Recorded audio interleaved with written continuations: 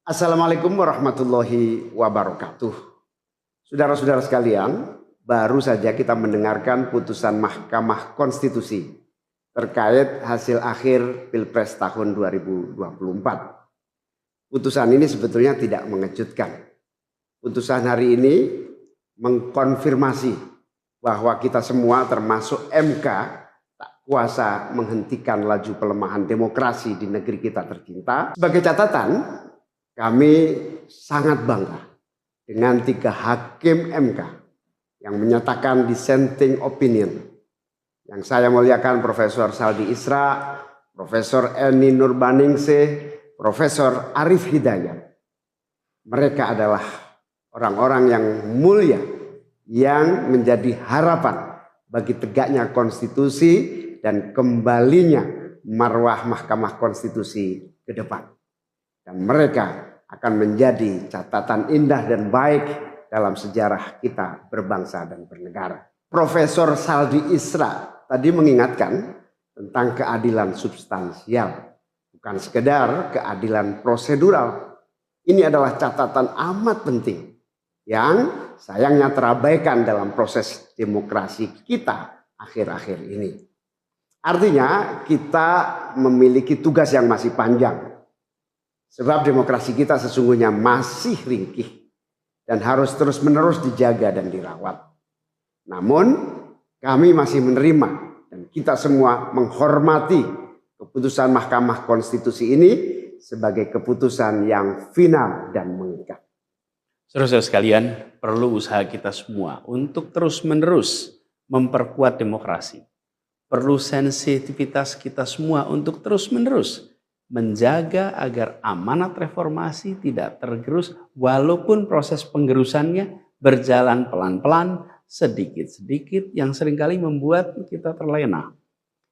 Kita semua sadar, kita masih harus kerja keras, harus kerja terus-menerus untuk menyadarkan publik luas bahwa institusi demokrasi yang kuat, yang berfungsi baik, itu sama pentingnya dengan institusi ekonomi yang kuat, yang berfungsi dengan baik. Keduanya, proses demokrasi, proses ekonomi harus berjalan dengan baik, dengan efisien, efektif, dan menggunakan prinsip-prinsip yang benar. Oleh karena itu kita semua harus terus bekerja, harus terus merangkul dan memperkuat masyarakat. Agar dalam proses demokrasi masyarakat kita bisa kebal terhadap imbalan-imbalan iming-iming jangka pendek dan tahan terhadap ancaman-ancaman dan tidak ada lagi pihak-pihak yang melakukan itu pada masyarakat kita. Saudara-saudara, atas alasan ini semua kami akan terus berkomitmen terhadap gerakan perubahan dengan cita-cita jangka panjang, memperkuat pilar-pilar demokrasi serta menghadirkan keadilan dan kemakmuran bagi semua dalam kesempatan apapun yang bisa kita raih di masa yang akan datang. Cita-cita kita untuk membangun negara yang menjamin keleluasaan berbicara dan kebebasan mengkritik. Negara di mana warganya bebas memilih tanpa iming-iming imbalan sesaat dan tekanan maupun ancaman. Ini tidak akan berhenti. Kita harus terus berjuang bersama-sama. Namun saudara-saudara, kepada seluruh para pendukung yang telah menitipkan aspirasi perubahan kepada kami sebagai capres dan cawapres, kami harus sampaikan. Disinilah ujung perjuangan konstitusional kita dalam Pilpres kali ini. Keputusan MK hari ini menjadi penanda berakhirnya seluruh proses Pilpres 2024. Saudara sekalian, salah satu prinsip demokrasi yang baik adalah peaceful transition of power. Perpindahan kewenangan yang berjalan dengan damai dari presiden petahana yang segera akan berakhir masa jabatannya kepada presiden terpilih. Dengan segala catatan tentang problematiknya proses Pilpres 2024 kali ini, kami berkomitmen untuk menjaga prinsip peaceful transition of power itu. Dan kami memilih untuk menjadi bagian yang terus menjaga, terus membangun mutu demokrasi di Indonesia. Oleh karena itu, pada hari ini kami menyatakan bahwa bagi kami proses Pilpres 2024 telah terlewati seluruh fasenya. kami sampaikan kepada Pak Prabowo dan Pak Gibran, selamat menjalankan amanat konstitusi, selamat bekerja menunaikan harapan rakyat yang kini diembankan di atas pundak bapak-bapak berdua. Saya sempat berkali-kali ditanya pendapat pribadi tentang Pak Prabowo, dan saya jawab, beliau adalah seorang patriot. Hari ini saya terus mempercayai sebagai seorang patriot. Beliau adalah seorang yang telah mengalami pendidikan modern sejak usia belia dan berasal dari keluarga intelektual yang amat terpandang. Maka Pak Prabowo tentu paham bahwa dalam demokrasi yang baik, menerima keberadaan oposisi sebagai partner dalam bernegara, menjaga keseimbangan dan independensi 3 cabang kekuasaan, yaitu eksekutif, legislatif, yudikatif.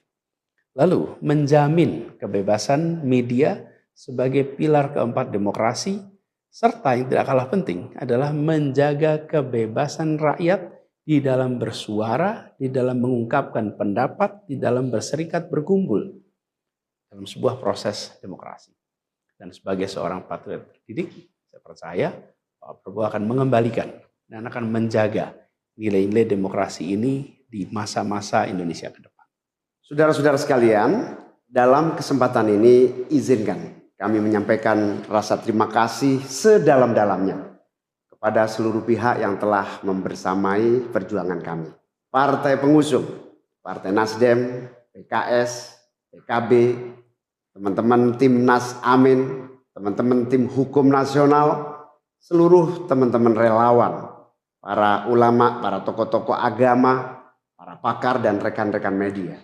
Semua yang telah ikut berjuang bersama-sama mendukung perubahan. Mengorbankan banyak tenaga, pikiran dan harta demi memperjuangkan aspirasi perubahan. Saya ucapkan terima kasih. Juga pada anak-anak muda yang pada Pilpres kali ini memberi warna baru, membawa pesan optimisme, pesan kreativitas, pesan inovasi, pesan kebaruan. Terima kasih telah menjadikan Pilpres kali ini Pilpres yang menyenangkan, mencerahkan. Yang tidak kalah penting adalah mencerdaskan. Kampanye yang membuat kita mendapatkan perspektif baru tentang apa arah Indonesia ke depan. Karena itu kami berpesan kepada semua, melihat proses yang terjadi.